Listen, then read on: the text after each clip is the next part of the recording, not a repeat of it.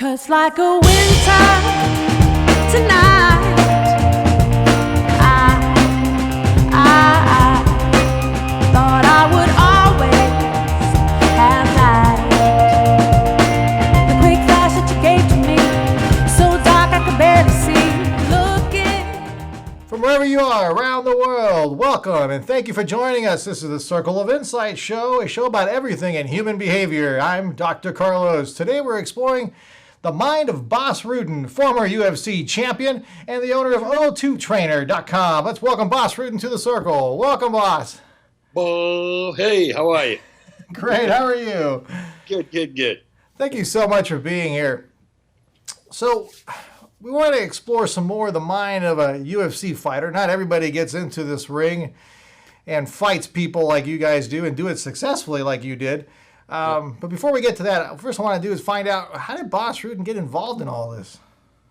Oh, Bas Rutten was a very sick kid. He had severe asthma attacks for a week or 10 days, which meant a week no food, because I couldn't breathe. And with that, in hand went eczema. I had a horrible skin disease on my hands and on my face. And, so I was bullied a lot. So I'm pretty sure that there my desire for defending myself came from. And, once I started doing martial arts, I realized I had a knack for it. And everything went suddenly and really fast. And long story short, I'm suddenly fighting in Japan. Crazy thing. It was a Bruce Lee movie. It was a Bruce Lee movie, Enter the Dragon, that changed my life. When I saw that, and I saw what Bruce Lee was, that was in 76 or 77, so that's when I was 12. And I go, man, I want to be that guy. And that was the start. Yeah. Let me ask you this then. What's the first style you trained in? The first time I trained, I actually, my parents were very against it because they're very conservative. And they thought it was violence, like Taekwondo at the time. They didn't have mixed martial arts, of course. Everything was karate and Taekwondo and Kung Fu and all that stuff.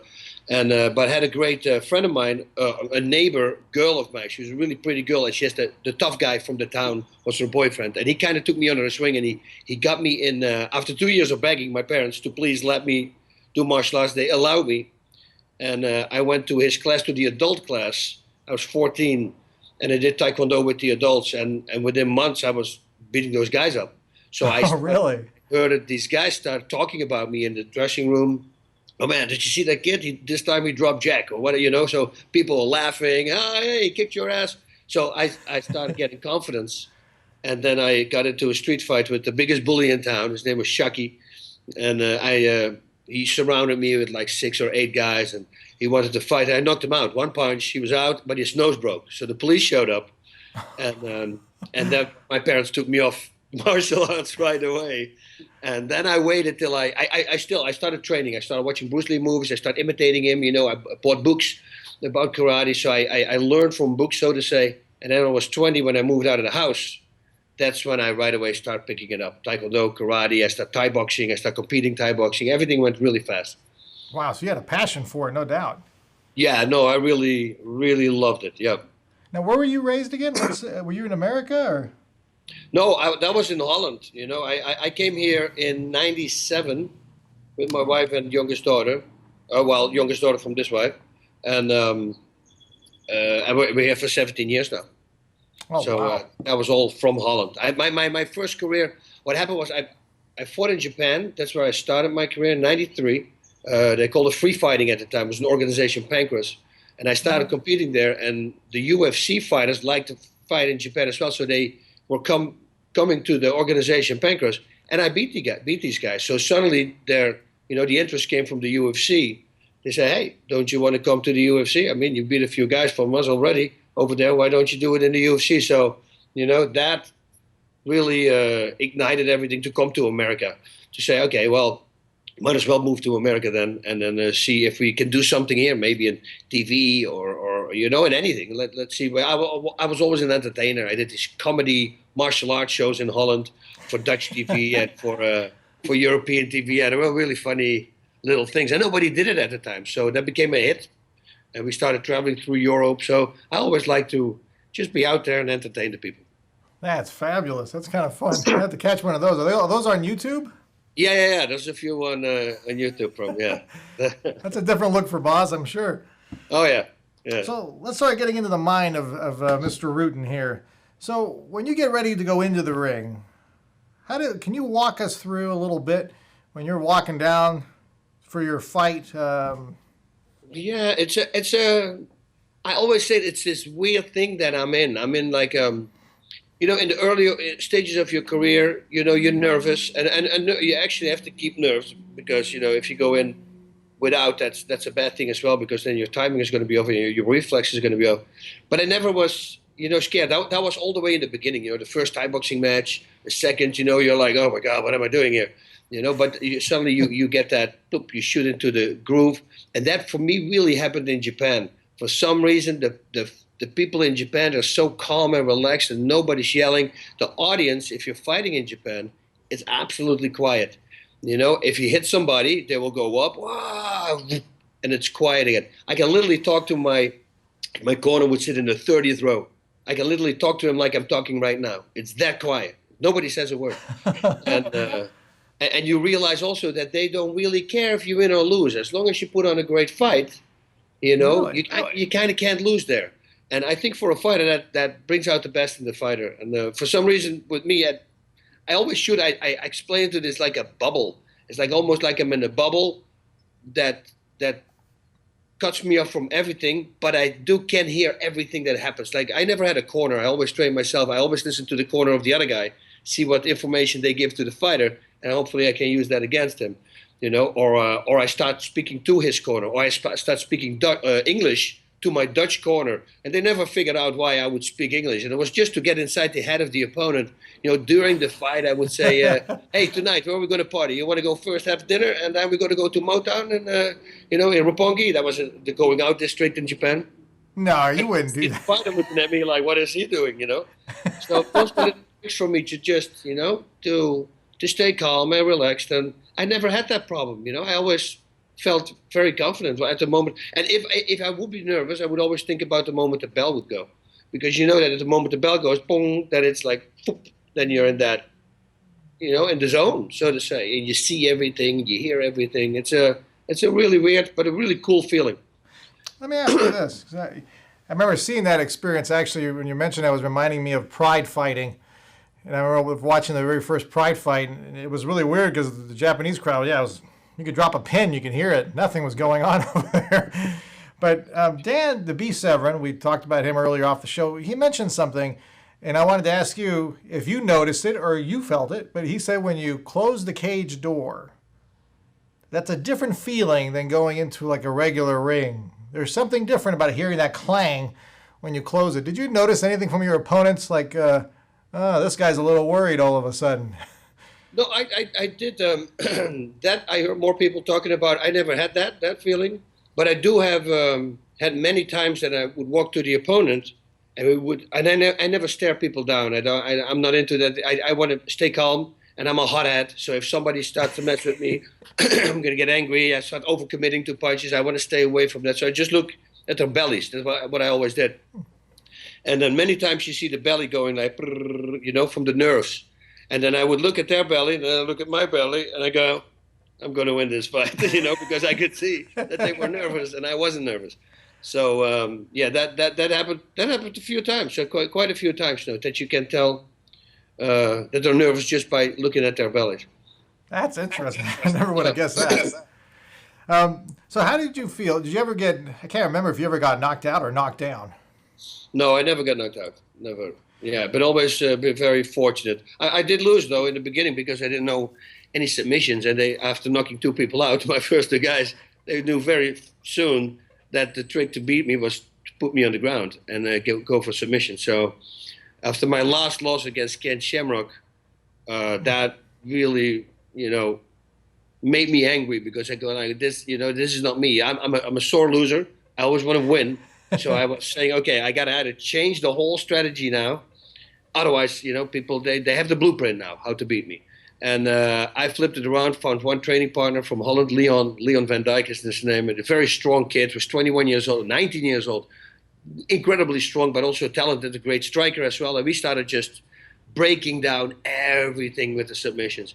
2-3 times a day, we were rolling. I had a house full of little post-its. I always tell this, my wife, I woke up my wife at least 6 or 7 times in the middle of the night because I would dream a submission, and then I would apply it on her. We'd wake her up, and then I would write down what the submission was, and it just got to a whole different level. And actually, I won the next 8 fights by submission, 7 of them, but 1 was with submission control. And I never lost a fight anymore. My winning streak was, I didn't lose a fight in the last 22.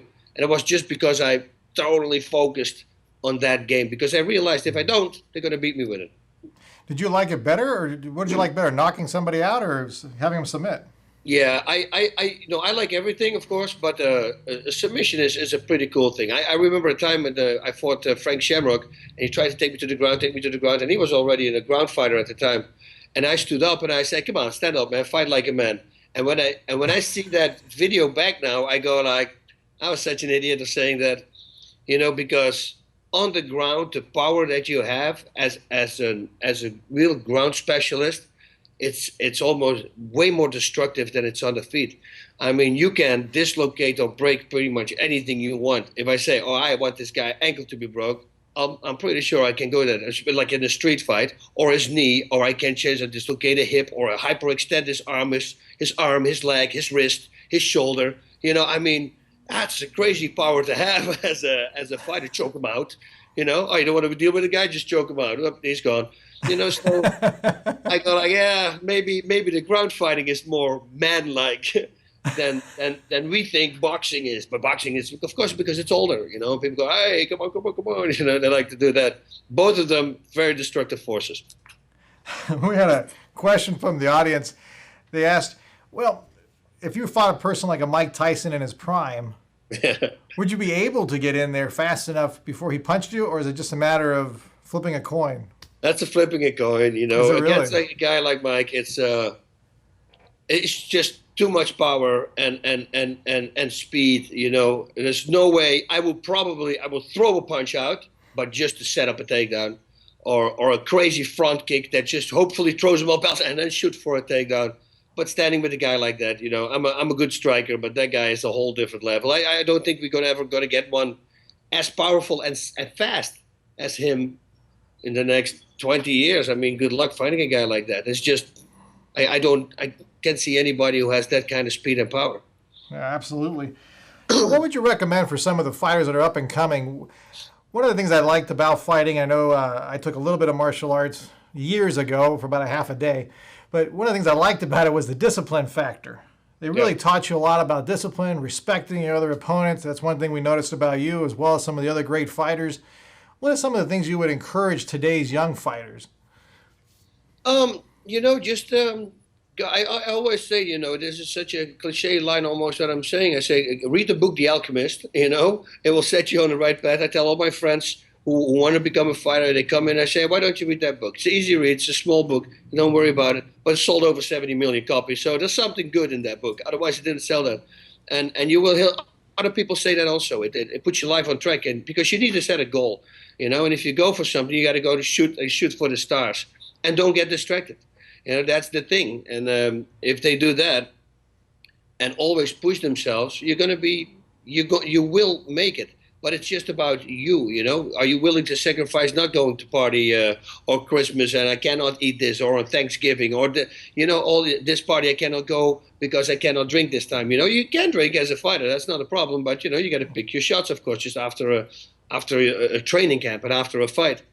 But writing things down also, that helped me a lot. Everything. I logged a lot of stuff, like submissions. If I would see somebody doing a submission, I would write it down. If somebody showed me a new thing, I would write it down. And then I would start working with the submission. I would say if I could make it better. And they say, oh, that's a cocky thing to say. I say, well, you'll be amazed how many times you can make it better, at least for you. So it suits better for you, And then you're going to realize, wait a minute, I can escape. How can you escape? Oh, when I do this. Oh, okay, wait a minute. So how can I stop you from doing that? And that's how I did the whole submission game. We just started breaking down everything. Make sure you understand a submission. Make sure you understand how power punching works, where the power comes from. Because a lot of guys, they know what it looks like. Hitting you with the left and the right, there's 50 different ways to do it. And only one way is the correct way. And a lot of these guys do not hit the correct way. And it's the same with submissions.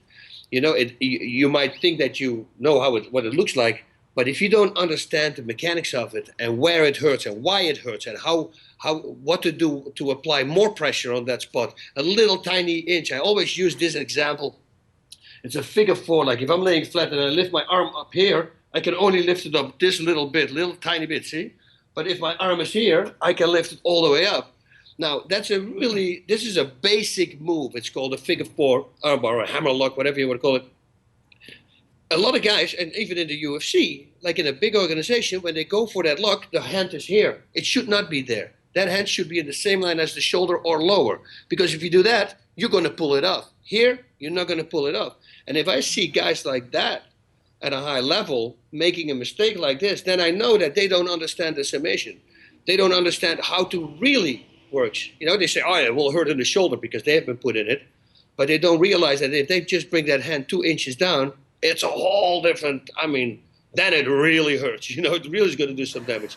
And that's with a lot of little things. And people just have to understand that. And I think once you understand it, then it automatically becomes easier for you also to defend against it or how to stay out of it.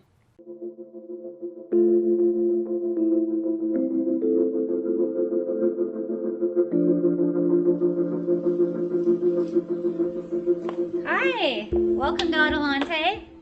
This is Adelante Recovery, and my name is Yvette Kuglin, and I'm part of the staff. Adelante Recovery Center has helped people in dual diagnosis for 5 years. We accept most PPO insurances and provide luxury accommodations and 24-hour support. To speak with an admissions counselor, call 1-888-242-4450. A lot of time we don't even know what's wrong with us, and sometimes we need to get away to figure that out. So if you want to go for a little retreat out in Corona Del Mar, which is a confidential location, we're here to help. So we're only a phone call away. Thank you. Athletes like yourself, when they're in the zone, everything slows down around them. Can you see that with the guy's arms a little bit too low, too high, and you see, oh, this guy probably doesn't know how to work it right? Yeah, no, you really? Can tell right away. And there's other things also that you can do. Like if somebody tries to bring this hand down, and I cannot bring my hand up, what I can do is I can lower my body. Because if I lower my body, see, the arm goes up again. So it's really easy. Some people try to force themselves out, but if you just lower yourself, it doesn't cost you any power. If somebody's on my chest, and he sits on my chest and I start throwing my hips up and buck up, there's not a lot of movement on my chest. So for somebody to sit on my chest and to ground and pound me, that's a really good thing to do, high on the chest. So I never want him on my chest. Now I want to push him to my belly. They say, yeah, but he's too heavy pushing. Yeah, but the only thing I'm doing is I'm going to, with my elbows, I stop his knees from sliding up, and then I push myself over the floor upwards. I wiggle myself up, and then he sits on my belly. You see, there's always other ways to get him to your belly. You just have to come up with it, and most of the time people think how do I say it? They pick the most complicated thing. It's the answer is always right in front of you. It's a very easy thing to do. I don't know how I can explain it, but there's a way that you push your arm on the ground really hard. And this is when somebody wants to go for a kimura. That means that somebody wants to go underneath the elbow here and they wants to lock up, but they want to slide underneath. And some teachers, they teach you to press that arm really hard on the floor, which is a smart thing, because if they can't get underneath, then you can't do anything. So when they showed me that for the first time, they said, what do you do? So I grabbed the hand, I lifted the arm up, I put the hand underneath, I put it down. And everybody was like, what did he just do? I said, are you serious? Nobody ever did that? No, that's our defense. I go, you see, but that's also a reason because I never had a coach. And once you have a coach and you really look up to the coach, and it's a good thing, I'm not saying that, but I think you should always second guess your coach as well, because they've been taught also, and sometimes they forget certain things. With me, I never offended anybody because I didn't have anybody to offend, so I just could try to do everything. And maybe other fighters, they say, no, my coach told me this, and that's why I have to do it like this. There's this respect thing going on. And maybe that's one of the reasons that they don't do it. It's weird. That's a good point. Never thought about it that way. Let me ask you this question. We got a few minutes left. I got a few more questions. What was the move or the punch or whatever it is that you hated the most? Did you hate arm bars? Did you hate ankle locks? Did you hate a punch in the face or in the gut? What was the one that you really didn't like? Well, the one I lost twice to, which is like pretty insane, because if it happens to me once, I would never want to do it again, was a knee bar. And I got caught in a knee bar. And then, knee bar. But that's hyperextending your leg. And the second time was really painful. I really didn't like that. That was a painful thing. First time I got toe hold. There's a toe hold. They apply a lock on your ankle. I didn't even know what it was. I saw him grabbing my toes and I go, "What is that?" And 1 second later, I go, "Whoa, okay, that's it." You know, it was very painful. Toe hold. Once I understood the ground, I never had that anymore. I never, I guess it's not fun to get liver kicked, because that happened to me body shot the first Thai boxing class. That's where my love for the body shots comes from. It was my first ever Thai boxing class. They dropped me with it, and I was like, that's a very painful thing, and you're totally aware of the pain as well. So it's not like you're out. You're wow. Like, you can't breathe. Yeah, body shots, I would say. Yeah, that would be, I don't like to be on the receiving end of that. No body shots. I don't want to be on the receiving end of that. Couple questions left here. You were always in fabulous shape when you were fighting. I'm sure you are now as well. I can't see, but you look like you're in fabulous shape still. What did you do before the fights? Did you train specifically for the fight, or you always just maintain exercising and eating well? Eating well, that's something that slipped in late with me, because I was always this guy who just ate everything, and I never really I just thought about, if you train hard, you're going to be good. And that cost me also. I was 3 months overtrained one time, because I trained 2 times a day, every day. And then, of course, your body starts to break down, because it doesn't have time to heal anymore. It doesn't get stronger anymore. And once I realized, and I talked to the doctor, and they said, "Okay, no, Bas, you need rest, because that actually is going to make you stronger." And then suddenly I stopped putting on more weight, and I go, "Oh my God, that's a big difference." I had no clue. So I always just trained extremely hard. Again, logging. I wrote everything down I did.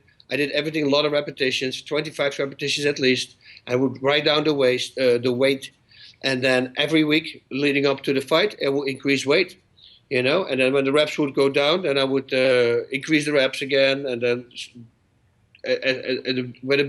when I could do more reps, I would increase the weight again, but once you log it and write it down, and it's the same with treadmill drills. I would do these hill sprints on a treadmill, 9 miles an hour, incline all the way up, 45 seconds on, 30 seconds off, and did 10 rounds of that. And then I would do my training, my power training. Everything I always did was supersets, pulling and a pushing exercise, and then a conditioning, pushing, pulling, and a conditioning exercise. And I would have 4 of those in total, so 12 exercises. I would do 50 seconds each exercise, because that's past the level of the lactic acid, way past. 15 seconds past or something. It's really hard to last 50 seconds. Then you have 10 seconds to go to the next station and do that. So the whole circle will be a 12-minute drill, and I would do 3 of those. So 36 minutes together with the break. It's like a 38-minute workout, but that's a really extremely hard workout. And that's what I would teach myself. I don't believe these guys who train 6 to 8 hours a day. I don't get it. You don't fight like that. You fight 15 minutes or 25 minutes. Why would you train 8 hours a day or 6 hours a day? But with me, it was throwing out a lot of power. We would warm up for 10, 15 minutes, and then we stretch, and then we go 40 minutes crazy, all out.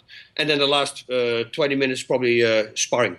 Every day, always wrapping it up with sparring, and you start to get used to that. I realized one time I had a guy over who had to fight in Japan, and he had to be there in 12 days.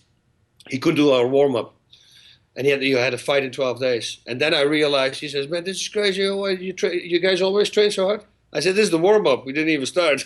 So he says, "What do you think I should do?" I said, "Don't fight. Don't go to Japan and fight. Because I got to be pretty. You're not in shape. You're going to lose this fight." But they thought they were in shape. But, you just bring it to a whole different level. It's amazing what the body can do and how far you can push it. Just push it and just write it down so you know where you are at that level, and try to push every time a little tiny bit more. And you get super strong. That's how it works. It seems like you're very methodical about your workouts and your fighting. Last question, sir. Are you a boxing fan? Yes, I am. All right, then we got a fastball question for you. It's a surprise question everybody gets. Yeah, I was going to originally ask you if you would take on Ronda Rousey, but I don't think we're going to do that. But who do you think is going to win, Pacquiao or Mayweather? Yeah, I'm going with the Pac-Man. I go with Pacquiao. Oh wow! Yeah, I know.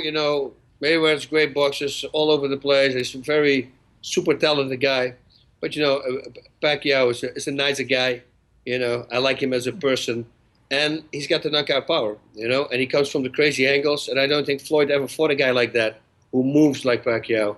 And this has been a long time in the making, and let's see if good beats evil this time.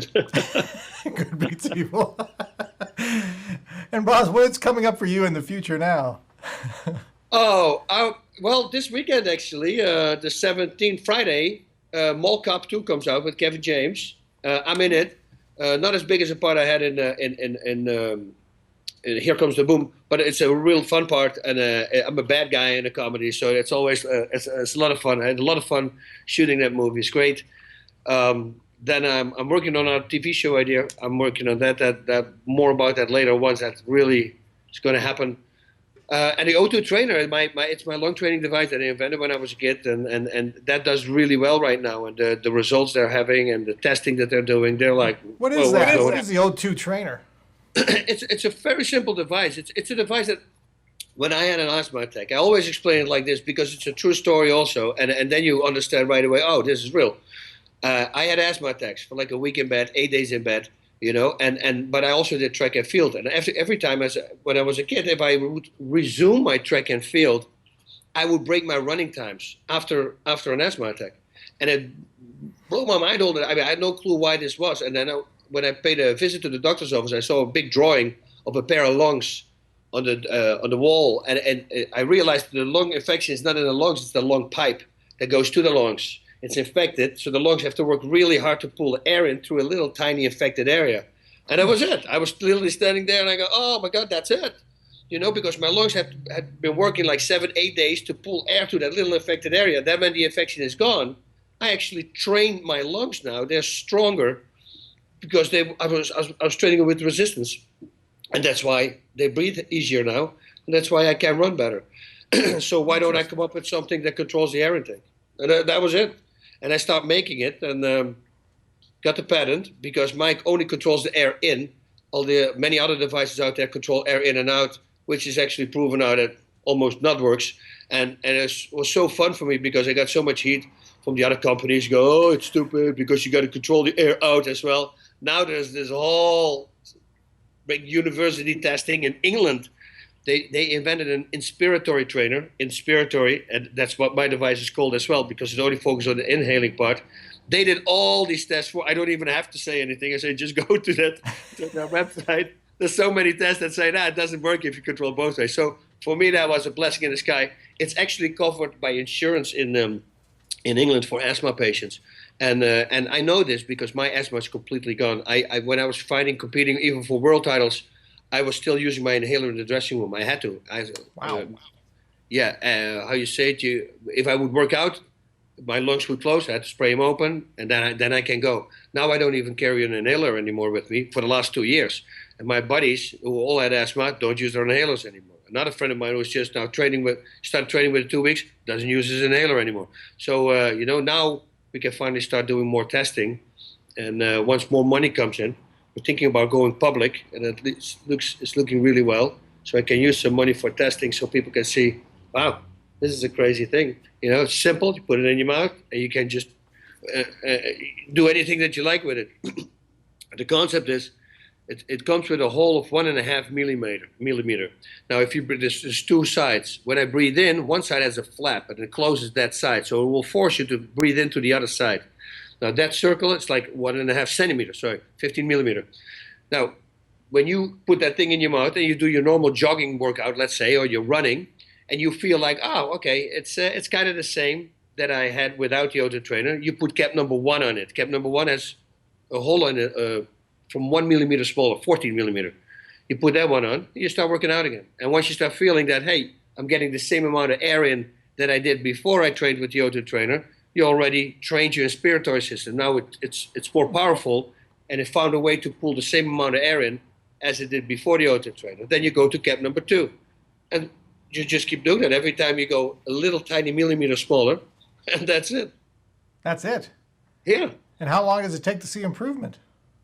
One day. And one day you see the improvement. I had a guy from SWAT, yeah, LAPD SWAT, the head guy, and he trained with it, and he wrote an article on my website, and he said, I know this is impossible, he said, but I was working out with the auto trainer yesterday. Then I didn't use it today, but I was running better. And he said, I know this is not possible, but then I realized, and this was really helpful to me as well, when he said that, it forces you to breathe the correct way. If you breathe in through a tiny hole, like a lot of people breathe like this, they bring the shoulders up, but that's not how to pull air in. You have to really use your diaphragm. And what it does, if you get restriction breathing in, you're focused. If I bring my shoulders up, there's no way I'm going to get the air in. I have to use my diaphragm. So it will force you automatically to breathe the correct way. And that's, he said, probably was the reason the next day that it felt way more comfortable, because now I was breathing to my diaphragm. And that makes sense. Yeah, I even have a review from the sex player from the Eagles on the website. I got the SAS from England. I don't know these guys. They also, those are the elite special forces. You know, they love it. So I have a lot of reviews, and people know more asthma. It's a really cool thing. I really enjoy bringing it out there for the people like me and athletes, of course. That sounds fabulous. Once again, everybody, o2trainer.com. If you have asthma or know anybody who does, that's where I would go if I was you. Bas Rutten, thank you so much for this interview. We truly appreciate it.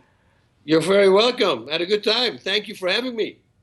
Bas Rutten, fabulous person, a class act. BasRutten.com is where you want to go. o2trainer.com if you have issues with asthma or know anybody who does. Remember, once again, our motto is simple, everyone. Wherever there's psychology involved, even in the octagon, we're going to be there. See you next time.